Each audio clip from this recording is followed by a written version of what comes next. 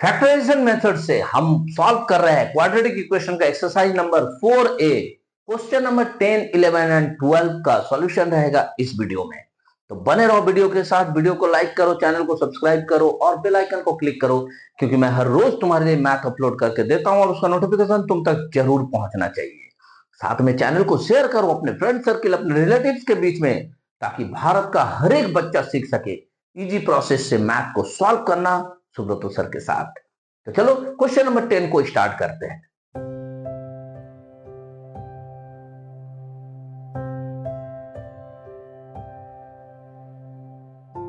क्या है question number 10? मुझे क्वाड्रेटिक इक्वेशन के रूप में दे दिया है 9x² minus 3x minus 2 is equal to 0। जो बहुत इजी क्वेश्चन है, पहले क्वेश्चन को लिख लेते हैं। 9x² minus 3x minus 2 is equal to 0। As usual हम जब भी फैक्टराइजेशन मेथड का यूज करेंगे, सबसे पहले क्या करना है इस मैथ को, पहला 9x² को ऐसे ही लिख लेंगे और लास्ट में जो 2 दिया हुआ है 2 को ऐसे ही लिख लेंगे इज इक्वल टू 0। बीच में जो माइनस 3x है इसको छोड़ दिए, क्यों? क्योंकि इसी को तो लाना है मुझे फैक्टराइजेशन करके। शुरू में जो दिया हुआ 9 और लास्ट में जो दिया हुआ -2, दोनों को मल्टीप्लाई करेंगे।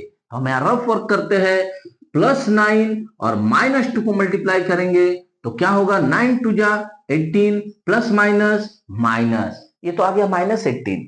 तो माइनस को फिलहाल यहीं पे रहने देते हैं। 18 का करते हैं हम लोग फैक्टराइजेशन, 2 9 जा 18, 2 से नहीं जाएगा, फिर 3 3 या 9, फिर 3 1 या 3। इसको हम लोग लिख लेते हैं 2 इंटू 3 इंटू 3 इंटू 1।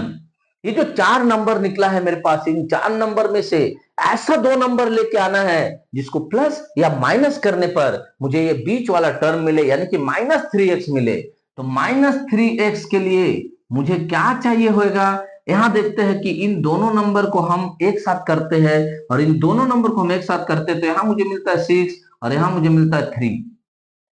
दोनों को अगर हम प्लस माइनस करें तो -3x चाहिए, तो -3x यानी कि माइनस चाहिए यानी कि बड़ा वाला डिजिट के सामने हमेशा तब माइनस होगा, यानी -6x होगा और ये +3x होगा। देखो तो दोनों को जोड़ के -6x और +3x, प्लस माइनस माइनस करेंगे तो 3x हो जाएगा। सिंबल बड़ा का लगेगा, बड़ा है 6 से आ गया माइनस तो माइनस लगेगा, तो -3x हो गया, यानी कि ये मेरा कंडीशन तो आ गया। बट साथ में तुमको ये भी देखना, ये जो मैंने कहा था ना -18 को यहीं पे रहने दो, इसीलिए कहा था ये जो हम ले रहे हैं -6x और +3x, दोनों को मल्टीप्लाई करके देखेंगे ये -18 आ रहा है या नहीं।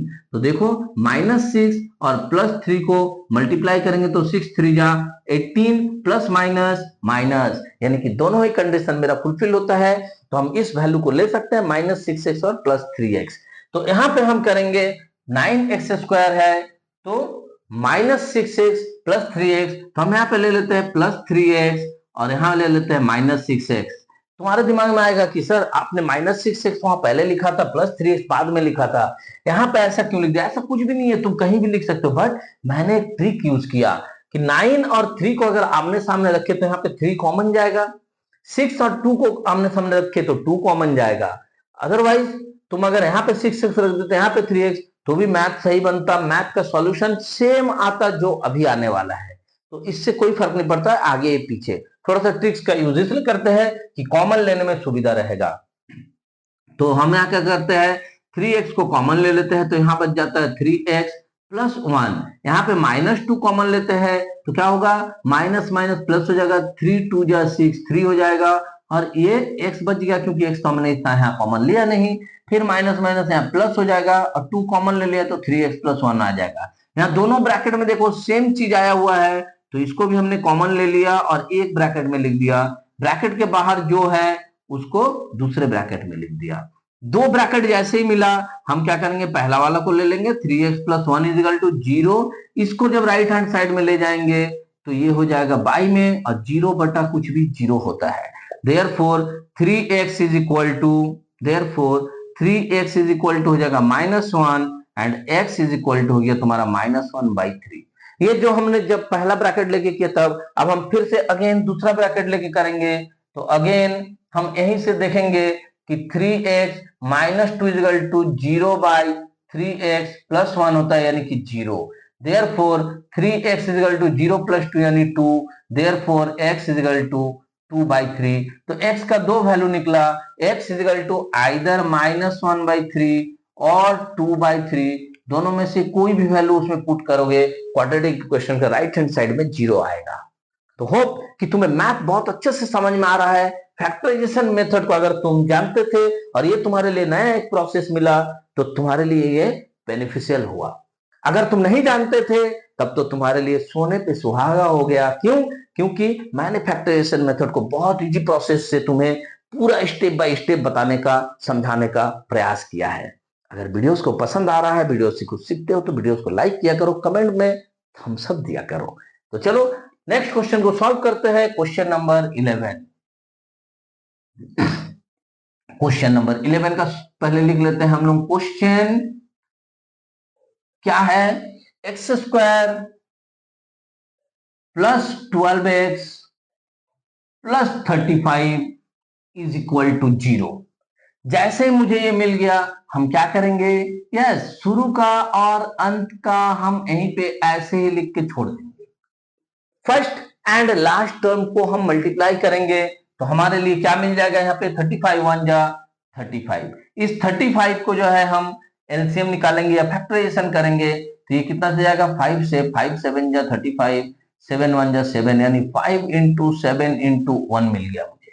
अब इन तीनों नंबर से कोई दो नंबर ऐसा बनाना है जो बीच का 12x को ला सके। तो हम देख सकते हैं कि अगर हम 5 और 7 कर दे और दोनों को प्लस कर दे तो ये 12 लाता है। दोनों में अगर x लगा दे तो ये 12x बन जाता है। साथ में दूसरा कंडीशन क्या था? ये प्लस 35 भी आना चाहिए। तो +5 एंड +7 को मल्टीप्लाई करोगे तो 5 7 जा 35 आ जाता है। दोनों ही कंडीशन को जैसे ही फुलफिल करता है तो हम यहां से लिख सकते हैं +5x प्लस 7x। अब तक तो तुम इस चीज में माहिर बन चुके हो भाई, मास्टर बन चुके हो।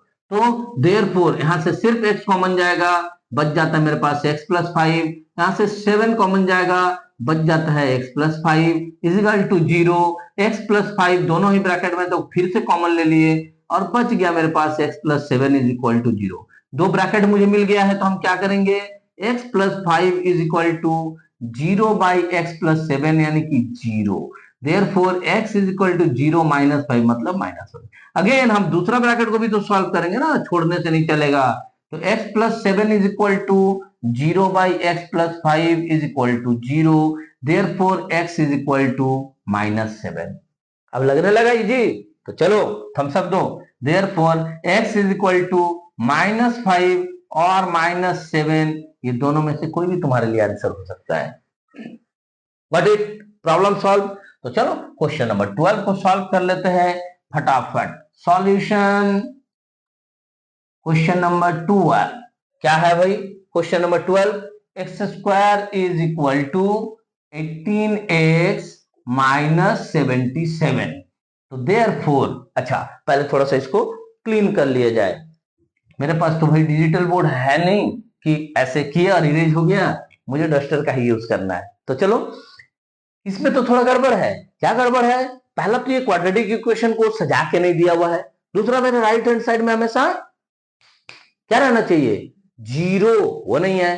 तो चलो हम कर लेते हैं, एक काम करते हैं ना, राइट हैंड साइड का सबको लेफ्ट हैंड साइड में खींच के लेके आ जाते हैं।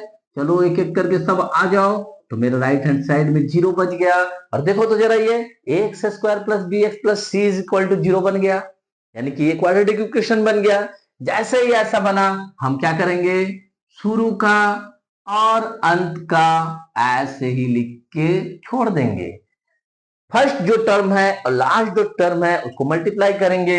उसको मल्टीप्लाई करेंगे तो आया 77। इस 77 का हम करेंगे फैक्टराइजेशन। तो 7 11 जा 77, 11 1 जा 11, यानी 7 इंटू 11 इंटू 1 आया।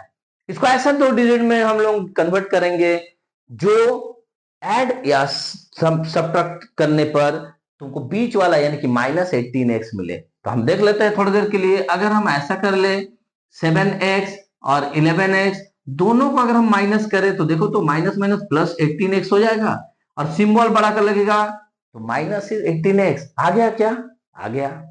अब दोनों को अगर हम मल्टीप्लाई करते हैं 7 11 जा 77 भी आ रहा है, प्लस आ रहा है क्या? तो माइनस माइनस प्लस दोनों ही कंडीशन को फुलफिल कर रहा है। तो दोनों कंडीशन को जो फुलफिल कर रहा है तो हम लिख लेंगे -7x -11x और बाकी ऐसे ही रह गया। यहां से हम x कॉमन ले सकते हैं तो क्या बचेगा मेरे पास x -7। यहां से हम 11 कॉमन ले रहे हैं तो क्या बचेगा x -7। थोड़ा सा अपना दिमाग भिड़ाना, थोड़ा सा अपने भी इन स्टेप्स को करना, तुमको ज्यादा जल्दी समझ में आएगा। तुमको अगर 5 दिन लगता है एक चीज को सीखने में, खुद से जब बनाओगे तो 2 दिन में ही सीख जाओगे उस चीज को।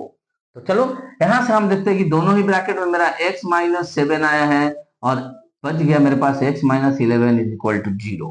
तो पहला ब्रैकेट को सॉल्व करते हैं तो x -7 is equal to 0 by x -11 यानी कि 0 आ गया। तो हम कह सकते हैं x is equal to 7। Again हम करेंगे दूसरा ब्रैकेट वाले के लिए, तो x -11 is equal to 0 by x -7 यानी कि 0। तो therefore x is equal to 0 plus 11 यानी 11। तो हम कह सकते हैं therefore x is equal to either 7 और 11, दोनों में से कोई भी आंसर हो सकता है या दोनों ही आंसर हो सकता है। तो इस तरह से हम बनाते चल रहे हैं फैक्टराइजेशन मेथड का यूज करते हुए क्वाड्रेटिक इक्वेशन में x का या फिर यूं बोले तो वेरिएबल का वैल्यू निकालना। तो होप कि वीडियो से तुम्हें बहुत ज्यादा बेनिफिट हो रहा है। अगर फायदा हो रहा है तो वीडियोस को लाइक करो, चैनल को सब्सक्राइब करो, चैनल का बेल आइकन को क्लिक करके रखो, क्योंकि मैं हर रोज तुम्हारे लिए मैथ अपलोड करता हूं और उसका नोटिफिकेशन तुम तक पहुंचना चाहिए। चैनल को शेयर करो अपने फ्रेंड सर्किल और रिलेटिव्स के बीच, ताकि हर कोई सीख सके इजी प्रोसेस से सुब्रतो सर से मैथ बनाना। मिलता है नेक्स्ट वीडियो में क्वेश्चन नंबर 13, 14 एंड 15 के सॉल्यूशन के साथ। खास तुम्हारे लिए खूब मन लगाकर पढ़ो, देश का नाम रोशन करो। जय हिंद, जय भारत।